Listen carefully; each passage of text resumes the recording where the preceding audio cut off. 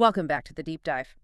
So when we look at major geopolitical conflicts, the news cycle usually just gives us, maps and military reports. Front lines, casualty numbers. Exactly. But today, we're going to do a total shift in perspective. We're moving beyond all that to analyze the current state of a major conflict, looking at the very structure and language of the global system itself. Right, using a pretty specialized analytical framework to do it. Okay, so let's unpack this. We're starting with two really powerful but seemingly contradictory statements that came out right at the start of 2026. First, we have President Zelensky's statement. 90% is done. The remaining 10% decides everything. Which sounds like we're nearing the end. It does. But then, on the other hand, you have President Putin's message, which emphasizes the absolute certainty of victory, national unity, all of it. Jigging in for the long haul. Right. So if you just take those at face value, they sound like two totally different realities, two different timelines. And here's where it gets really interesting. Because when you apply this framework we're using today, it argues they're not necessarily opposing claims at all. How can they not be? Well, the sources see them as descriptions of the exact same underlying state. The same state. Just viewed through different lenses, or operational systems, as the framework calls them. Both leaders are basically confirming that the conflict has settled into a deep, dangerous pattern. So why do these messages matter so much right now? Because they confirm the fundamental condition we're in.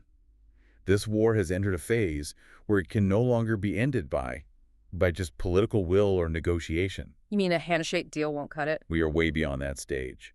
The conflict itself is now being maintained by the structural architecture of the world. Wow.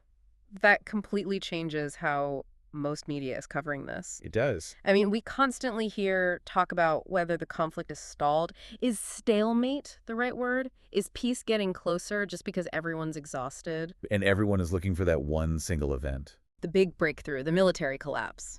Something decisive. And that's where the conventional framing really falls short. Our analysis suggests the situation is nowhere near a political resolution. Okay. But, and this is crucial, is also definitely not frozen. Not frozen. So stalemate is wrong. It's inaccurate, yes. Because stalemate implies a kind of static, low-energy pause. What we're seeing isn't rest. It's a state of persistent, high-energy friction. High-energy friction. Think of it this way. The global system has, sort of implicitly, reached a kind of agreement on what this conflict is. An agreement. Structurally, yes. Yeah. Militarily, it's defined by high-tension friction and wear. Yeah. Constant erosion, resource drain, but no decisive moves. Right. And politically, it's defined by the maintenance of conditions under which the conflict cannot end. Wait, say that again? The maintenance of conditions where it can't end? Exactly. The language about wanting peace is there, but the actual structural guarantees you'd need to make peace permanent. The wider world is still actively avoiding those. So we need to stop looking for that one big event. That's it. The treaty signing, the capture of a major city, that's not going to be the signal. This is something deeper. Exactly. And that is the crucial perspective shift we have to make. This war must be understood as a condition, not an event. A condition. Yes.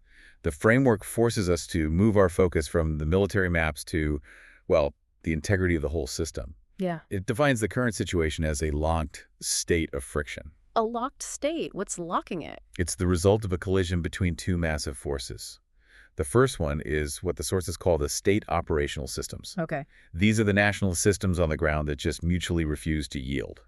Neither side can functionally accept defeat without risking, total internal collapse. Okay, so if you have these two systems that refuse to give in, what's stopping it from just escalating into a much bigger, totally uncontrollable crisis? That's the second force, and this is the key concept, the world membrane. The world membrane. Think of it as the entire global structure, the interlinked financial systems, security alliances, trade routes, diplomatic protocols, all of it. And its job is defense. Its primary function is to avoid a comprehensive rupture. It wants to avoid a full systemic break, a true world war, or a global financial collapse that's triggered by this one conflict. Hold on, let me make sure I'm getting this. So the global structure is acting like a defensive boundary. Precisely. Let's use an analogy.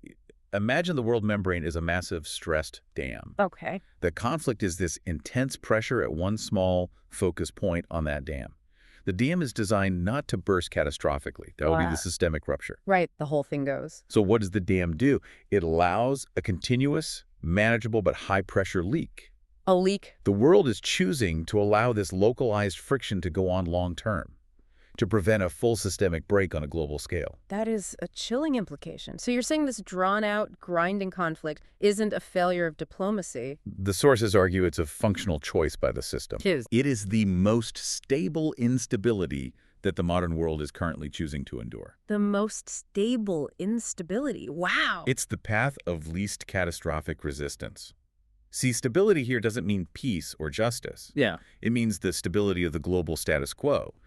The system, which is centered on preventing its own collapse, is performing exactly as it was designed to, even if that means enduring sustained, localized horror. That just completely changes the criteria for victory or defeat, doesn't it? Completely. It implies that success isn't decided by front lines anymore, a few kilometers gained here or there.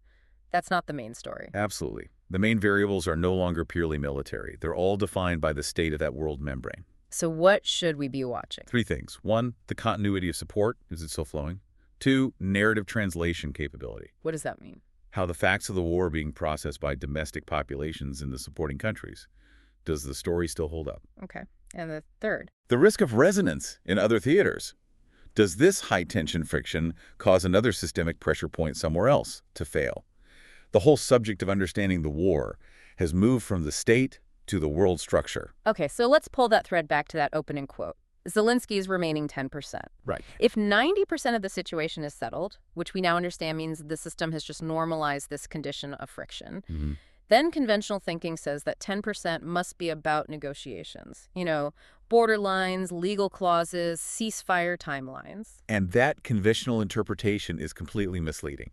It misses the structural point. So it's not about that stuff. The analysis is very clear. The remaining 10% is not about those unresolved national issues, like where you draw the final line on a map. That part is negotiable, but only once the larger structure is sound. Then what is it? The 10% refers to the conditions under which the world can no longer sustain this friction. It's the point where the world membrane finally tears, or it thins so much that the local damage threatens the entire global security and financial structure. So if that 10% gets filled, the war ends, but not because the two sides finally agreed on something. No. It ends because the global system itself just cannot bear the cost of continuing the instability anymore. It's reached its limit. Which means that New Year's address was less of a national declaration and more of a warning signal to the world. That's it, exactly. It's urging a systemic change. It's basically saying our nation has managed its 90% of resistance and survival. Now the global system needs to manage its 10% of necessary reform and commitment. It changes the focus completely, from bilateral talks to multilateral structural stability. Exactly. Now, this framework, it emphasizes what it calls plausibility over certainty. So it's about conditional scenarios, not predictions. Right. If the world membrane holds steady, what is the most likely baseline scenario for 2026? The sources call it Scenario A, the fixed continuation, or, the inertia scenario. The inertia scenario. That sounds bleak. It's basically the normalization of this high-tension wear and tear state. Local front lines might fluctuate, but you don't see a decisive political or military collapse. The 90% rhetoric continues, but that 10% remains unfilled. And what are the conditions for that inertia to just keep going? They're pretty simple, actually. 1, support from allies remains continuous, and it doesn't have to be enough for a huge offensive, just enough to prevent a collapse. Okay. 2, Russian domestic legitimacy is maintained. And 3, critically, the world membrane doesn't rupture somewhere else. If those things hold, the grinding friction just continues indefinitely. That really does sound like an exhausting outlook. What would it take for a real phase change? To fill that crucial 10%, the sources mention a scenario C. Right, a world membrane phase change. What does that look like? Well, a phase change would be achieved as tension control for the global system. It wouldn't necessarily be about justice or reconciliation for the two sides. It's about stabilizing the whole system. Yes. And it requires 3 massive conditions to be met at the same time. These are the true contents of that 10%. Okay, let's take these one by one, because they sound incredibly hard to achieve. First condition is security guarantee implementation. This means moving way beyond simple verbal assurances or promises on paper. So more than just words. Much more. It requires establishing operational deterrence. Something so robust and so obviously executable that reinvasion is immediately seen as too costly to even think about. So pre-committed mechanisms ready to go instantly. Yes. That requires major treaty shifts, permanent stationing of capabilities. It's structurally way harder than any verbal promise. A monumental task. Okay, the second condition, Russian narrative de-escalation. This is the domestic political puzzle. Space has to be created inside the Russian political and public sphere, where stopping the conflict is not immediately seen as a defeat or a betrayal. It requires a successful domestic translation of the situation that allows the leadership to pause or withdraw without triggering massive internal instability. And that is extremely difficult to engineer from the outside. And the third condition is stable enforcement. This one speaks directly to the resilience of the world membrane. All the support and sanctions mechanisms have to be made stable and executable. Meaning They have to be detached from the political cycles and internal squabbles of the supporting nations. If your whole support system can be undone by one election, it's not stable. It's not stable enforcement, and the 10% remains unfilled.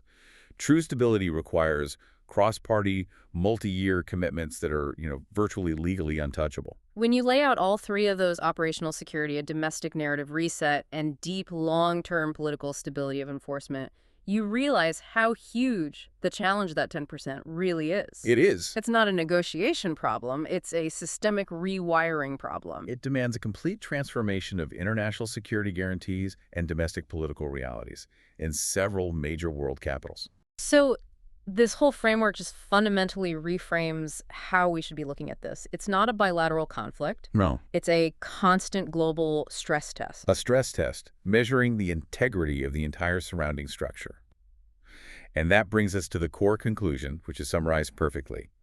This war is less about who wins, right, and much more about how much strain the global system can tolerate, or what the sources call world wear. World wear. Think of it like the structural deterioration caused by that leak in the dam, the accumulated erosion of diplomatic trust, the drain on energy security, the rising cost of just maintaining this high-tension state. And the source material sees this framework not as a crystal ball, not a prediction machine. No, it's an observatory. An observatory. It clarifies the necessary conditions for change. It gives you the blueprint for what needs to happen if you actually want to move beyond this instability. Which raises an important question for you, the listener. If we accept this kind of structural analysis, then the real challenge isn't figuring out what to look at in the daily news cycle. We know where the fighting is. The real challenge is how long to keep looking. How long do you keep your focus on these underlying structural conditions long after the initial urgency fades and this high-tension friction just becomes normalized? Yeah. Just background noise in global affairs. And that persistence. That persistence, the sources suggest, is the single greatest factor in determining whether that 10% can ever truly be filled.